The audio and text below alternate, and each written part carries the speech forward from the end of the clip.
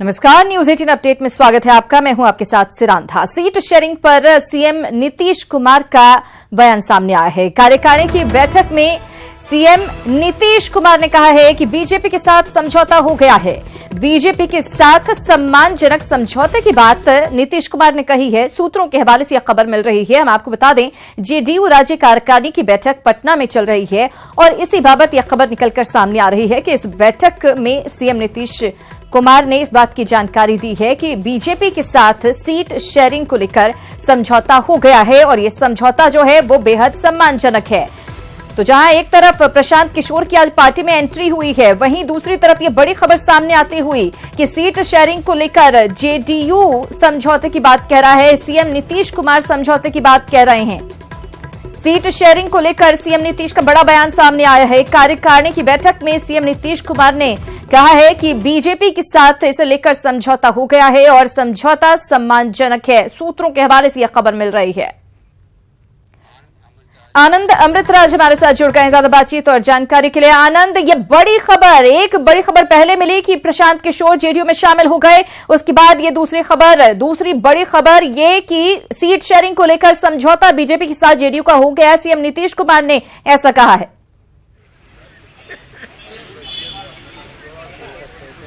देखिए सिरंदा, निश्चित तौर पे बड़ी खबर है। बिहार में एनडीए के लिए बड़ी खबर है। आज राज्य कार्यकारिणी की महत्वपूर्ण बैठक थी, प्रशांत किशोर शामिल हुए और उसके बाद अपडेट ये है कि नीतीश कुमार ने राज्य कार्यकारिणी की बैठक में संबोधित करते हुए जो जानकारी दी राज्य कार्यकारिणी के तमाम सदस्यों को, उसमें उन्होंने बताया कि सीटों को लेकर बीजेपी से सम्मानजनक समझौता हो गया। मैं फिर से आपको रिपीट कर रहा हूँ, सम्मानजनक समझौता हो गया है एनडीए बीजेपी से सीटों को लेकर और इसकी आधिकारिक घोषणा बहुत जल्द की जाएगी। यानी कि जिस बात को लेकर कयास लगाया जा रहा था पिछले कई दिनों से कि एनडीए में सीट शेयरिंग को लेकर घमासान मचा हुआ है, किस पार्टी को कितनी सीट मिलेगी, ये अब तक साफ नहीं हो पाए थे। लेकिन जेडीयू के प्रदेश अध्यक्ष वशिष्ठ नारायण सिंह ने कुछ दिन पहले ये जानकारी दी थी कि बहुत जल्द इसकी घोषणा हो जाएगी। और आज राज्य कार्यकारिणी की महत्वपूर्ण बैठक में जिसमें तमाम पार्टी के बड़े नेता मौजूद थे और इसमें उन्होंने नीतीश कुमार ने घोषणा कर दिया कि सीट शेयरिंग को लेकर जो बातें चल रही थी वो लगभग अब उसको अंत समझा जाए और बीजेपी से सम्मानजनक समझौता हो गया। ये सम्मानजनक समझौता कितने सीटों पर हुआ ये फिलहाल जानकारी नहीं मिल पाई है। हम लगातार कोशिश कर रहे हैं अपने सूत्रों से कि वो जानकारी मिले कि कितने सीटों पर जेडीयू को चुनाव लड़ने का मौका मिल रहा है। नजर होगी और हमारी भी इस बात पर नजर है आनंद कि आखिर जो सम्मानजनक जिसे कहा जा रहा है, जिस आंकड़े को, वो आंकड़ा है क्या दरअसल?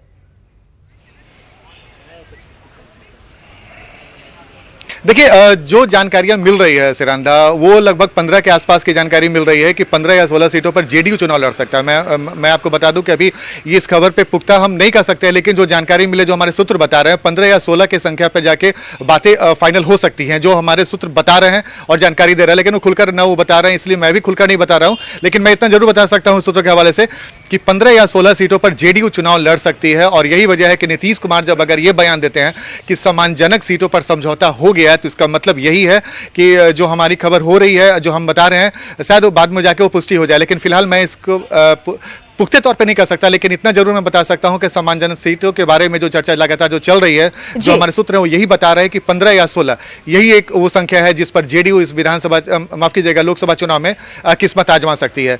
और ये तय है कि इसकी घोषणा 4 बजे प्रेस कॉन्फ्रेंस में जो इसमें आरसीपी सिंह और वशिष्ठ नारायण सिंह रहेंगे वो भी जानकारी दे सकते हैं। लेकिन फिलहाल सूत्रों के हवाले से यही जानकारी मिल रही है। सिरंदा, बिल्कुल आनंद, 15 और 16 का जो आंकड़ा है, अगर बिहार में सीटों के समीकरण को देखा जाए, जिस तरह से लगातार आरएलएसपी नाराज चल रही है, इसके अलावा हालांकि रामविलास पासवान की तरफ से इस तरह का कोई बयान सामने नहीं आया, लेकिन खिचड़ी एक तरह से बना हुआ नजर आया। लगातार सीटों को लेकर बयानबाजियां होती रही। ऐसे में क्या लगता है कि जेडीयू को अगर इतनी सीटें दे दी जाती हैं तो बाकी पार्टियों के बीच समझौता बनाना बीजेपी के लिए कितना आसान होगा और वो अपने पास कितनी सीट रख पाएगी?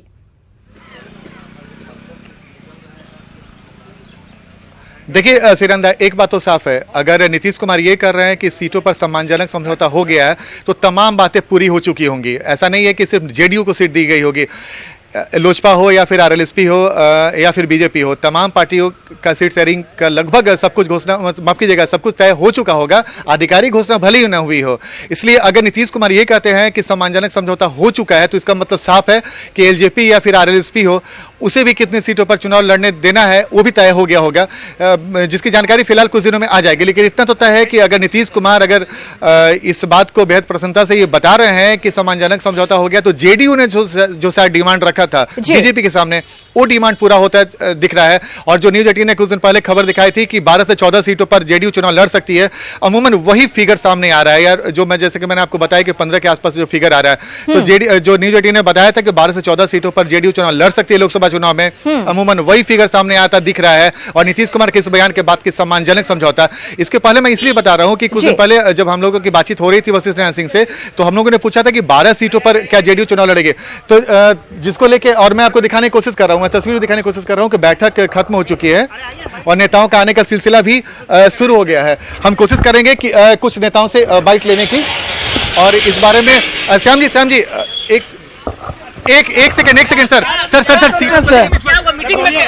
तो देखिए अभी नेता कोई कुछ बोलने को तैयार नहीं हो रहा है, लेकिन इतना तो तय है कि आनंद क्या ये समझा जाए कि प्रशांत किशोर भले ही आज औपचारिक तौर पर पार्टी में शामिल हुए हैं, लेकिन खबरें पहले से चल रही थी, नीतीश के साथ उनके कैसे संबंध रहे ये भी सभी को पता है। तो क्या उनका दिमाग इसमें हो सकता है? बड़े रणनीतिकार रहे हैं, क्या इसमें भी उनका दिमाग हो सकता है?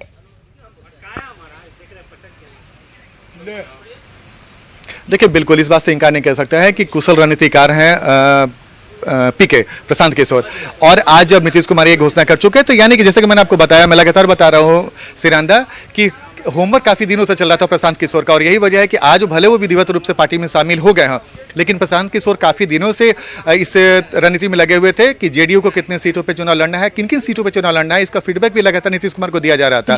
आज भले ही आधिकारिक रूप से इस पार्टी में शामिल हो गए हैं, लेकिन इतना तय है कि काफी दिनों से प्रशांत किशोर इस मामले में लगे हुए थे। लेकिन आज अगर नीतीश कुमार अगर ये बोलते हैं कि सम्मानजनक समझौता हो गया है, तो प्रशांत किशोर के ऊपर और जिम्मेवारी बढ़ गई। अब उन सीटों पर, किन सीटों पर जेडीयू को लड़ना है, ये भी जानकारी जेडीयू तक पहुंच गई होगी।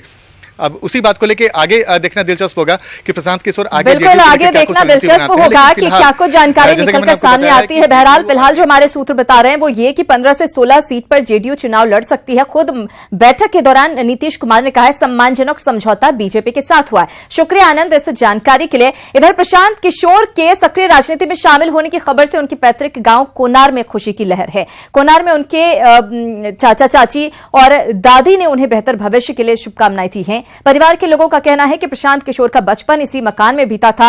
बचपन से ही वो काफी तेज थे। उनके पिता डॉक्टर हैं और प्रशांत को उन्होंने मनचाही शिक्षा दी है। पूरे गांव को प्रशांत पर नाज है। हमारा नाम बढ़ी, हमनी के परिवार के नाम बढ़ी, गोतिया परिवार हन जाता, हमनी के खुशी नहीं है बात के, बहुत खुशी बढ़े। कहूँ रहे हैं बाबू हमारे तक यही कहा है ना कि हमनी के खानदान हम बहुत खुशी बा। रानी सबे बना रहो, सब कुछ बना रहो, वो बना रहो, तुम लोग बना रहो, हम लोग बाल बच्चा बना रहो, ये हमारे बाबू सब ठीक बा, बहुत खुशी बनी। हाँ, कुछ यहाँ तक कही रहे कि उनके घर है। मैं खड़ा हूँ अभी रोहतास जिला के कोनार गांव में, और आप मेरे पीछे जो मकान देख रहे हैं वो प्रशांत किशोर का पैतृक मकान है, और ये जो गांव है उनका पैतृक गांव है। प्रशांत किशोर का बचपन इसी गांव में बीता है। सक्रिय राजनीति में आज शामिल होने की सूचना मात्र से गांव के लोगों में काफी खुशी है। लोग उनके उज्जवल भविष्य की कामना कर रहे हैं। अजीत कुमार, न्यूज 18, सासाराम।